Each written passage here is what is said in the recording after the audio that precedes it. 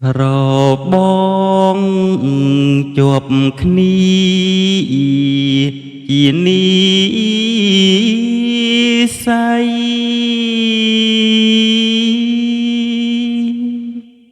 ពឹងពាំងអាស្រ័យសុខរមនី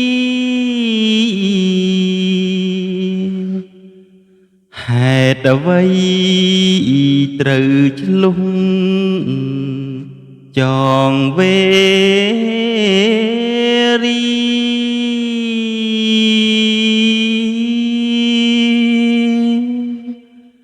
បន្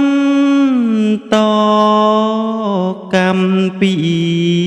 លំថ្ងៃសូនជុំលុង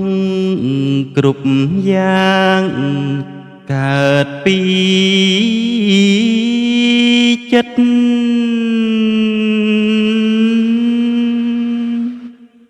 លោភលន់គុណកិតក្បត់បងប្អូនជីតាក្បត់យាយចៅក្បត់ដូន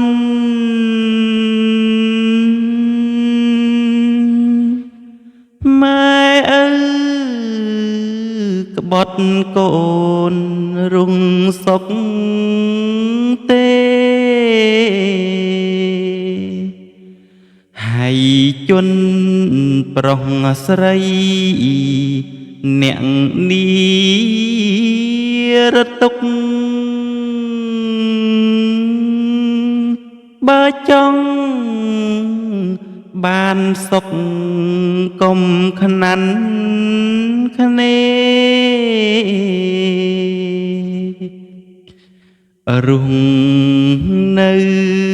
ចង់បានរបស់គេ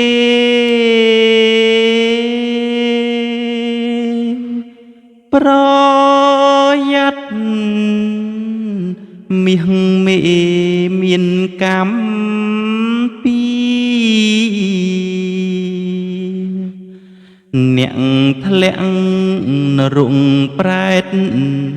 ដើមហេតុពីកម្ម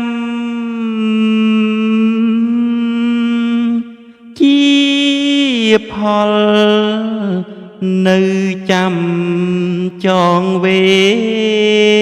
រីលោភៈទងសੰមហន្ធមី